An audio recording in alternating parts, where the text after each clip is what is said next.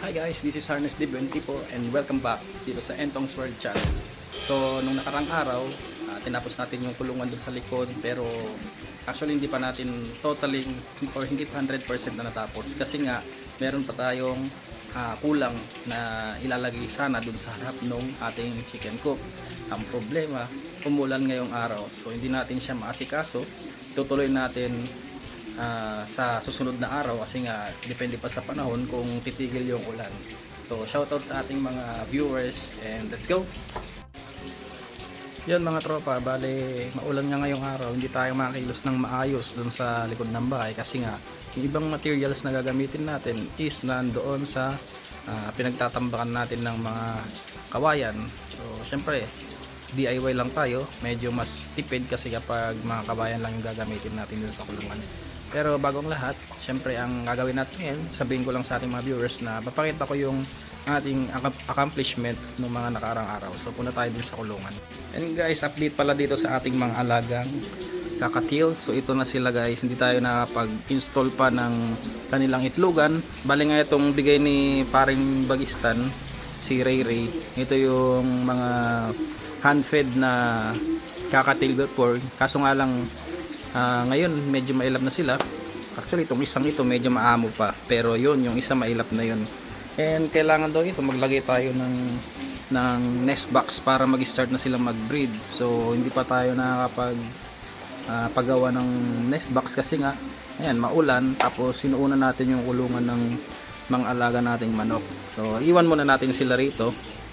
Siguro next time update ko kayo kung ano yung magiging resulta ng pagbe-breed natin dito kasi nga aspect lang naman yung purpose natin dito and yan ang cute nilang tignan no.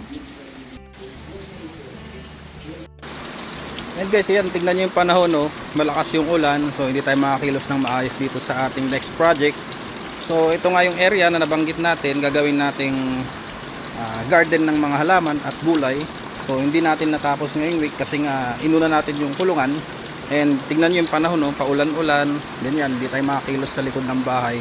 So sa ngayon meron naman tayong nagawa kahit papaano, which is yung ating extension sa chicken coop. So punta tayo doon. Actually guys, mahirap talagang kumilos dito sa likod ng bahay kapag maulan. So alam niyo naman kapag rainy season ang hirap magagalaw dito sa likod ng bahay, especially gaya ng mga nakaraang taon.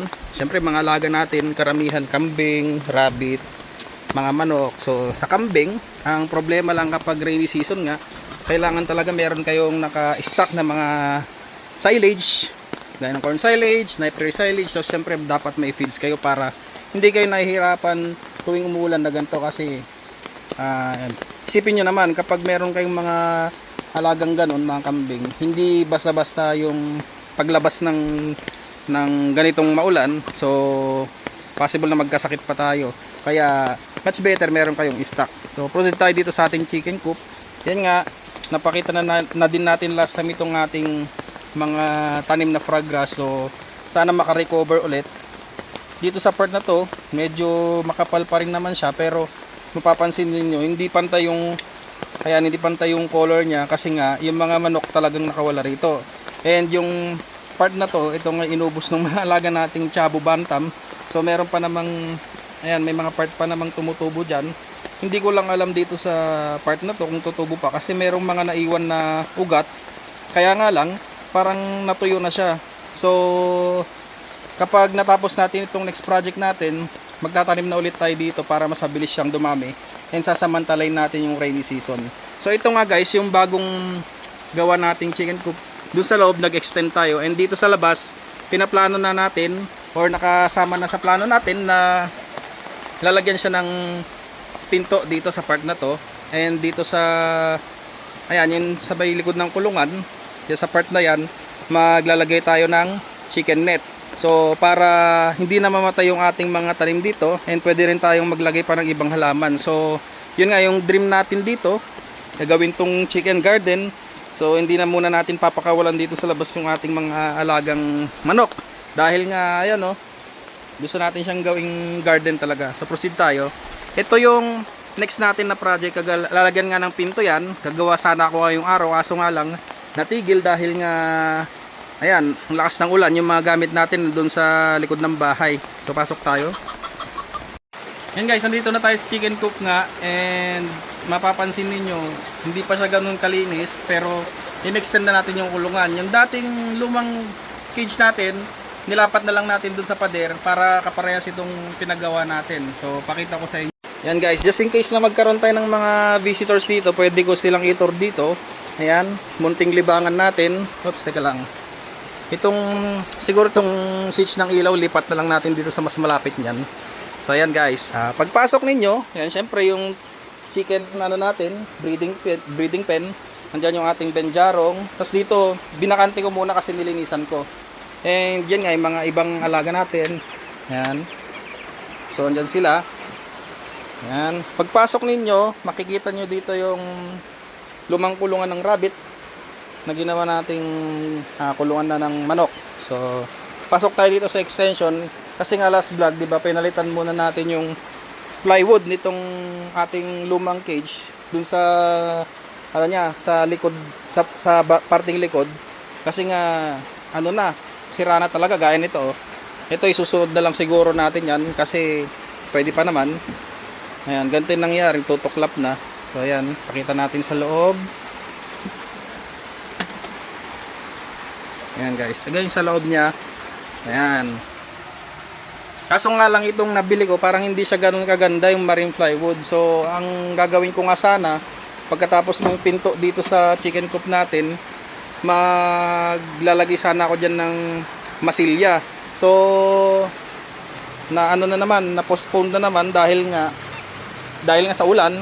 So ayan, yung ibang alaga natin, gaya nito yung mga hen natin, kinulong na muna natin dahil nga yung mga tanim natin na nabanggit ko nasisira, tinutuka nila.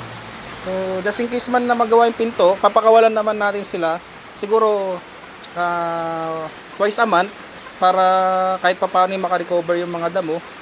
Actually pwede naman silang tumuka doon, nakatulong din yun para matriman yung damo, pero nga lang kapag araw-araw kasi nasasagad, nasisira yung ating mga frog grass. So next natin, yan yung cochin ball, nilabas na natin. Yan guys, yan yung itsura nila. Bale nga pala ito, hindi pa siya nag-start mag-breed. Tingin ko bata pa kasi talaga to eh, maglulugon pa siguro ito. And yun nga, kukuhanan din natin ng pair niyan in the future. So kailangan magkaibang linyahan. Tapos yung isa natin, battle, ginagamot natin, meron siyang halak. And guys, ito yung kagandahan naman ng ginawa natin dito sa part na to. Pwede tayong maglagay na ng mga square pen, unlike before na naghanap pa tayo ng space na paglalagyan. So ayan, tingnan niyo, meron tayo ditong mga sinet up. Ay, medyo mailap pa yung isa. Takot. Ayan. Ayan. So, ganito yung view. Ayan, nasa kabila yung mga kambing. Tapos dito, inarangan na natin para safe yung iba nating mga alagang manok. So, kapag umaga, dito natin sila ibababa. And then, pag gabi, ililipat natin dun sa kulungan. So, ganyan lang yung setup natin. Ayan guys, ganyan siya kalawak.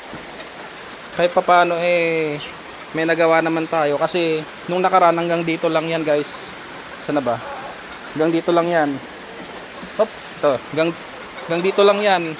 So yung space na yan, sayang pa. Kaya in-extend natin. Pwede pa tayong tumambay dito. Ayan, pag may mga bisita tayo, papaupuin natin dito. Hindi pa siya ganun kaganda guys kasi medyo makalat pa. Pero soon, ma-develop din natin ito.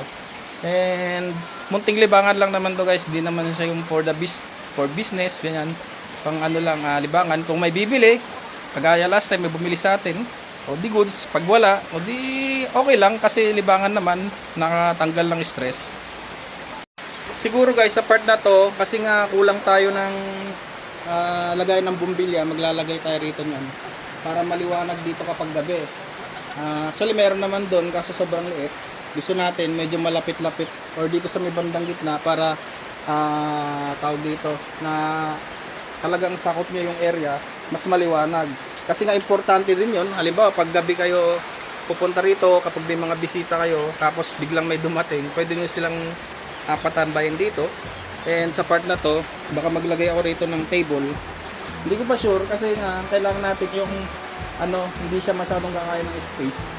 Sa upuan naman wala lang problema yan, nabubuhat naman. Yung table, meron namang mga nabibili, kaso nga lang iniisip ko kasi sayang yung mga tira nating plywood, kaya baka mag DIY na lang muna tayo. And yun, kung hanggat maaari, doon tayo sa mas makakatipid tayo. Kagaya itong ibang parts ng ating kulungan, ginamit natin dyan puro kawayan, yung mga mga nakuha lang sa kabilang area. Tapos yung ibang bubong dyan, yung mga lumang bubong yan eh. Actually yung iba dito may mga butas, kaya yung tubig lumulusot. So re-remedyo natin yan. Umulan lang kasi kaya hindi natapos yung project natin, pero kung hindi umulan yan, siguro kanina ko patapos itong ginagawa ko sa harapan, kasi pinto na lang ang kulang eh. Gagawa tayo ng pinto dyan na gawa sa kawayan. And dyan lang muna ang ating video for today guys. I-update ko kayo ulit next vlog dito sa progress dito sa ating chicken coop. And syempre yung mga ibang alaga natin hindi natin mabidyoan ngayon kasi nga malakas yung ulan. So dito muna tayo dumiretso ngayon.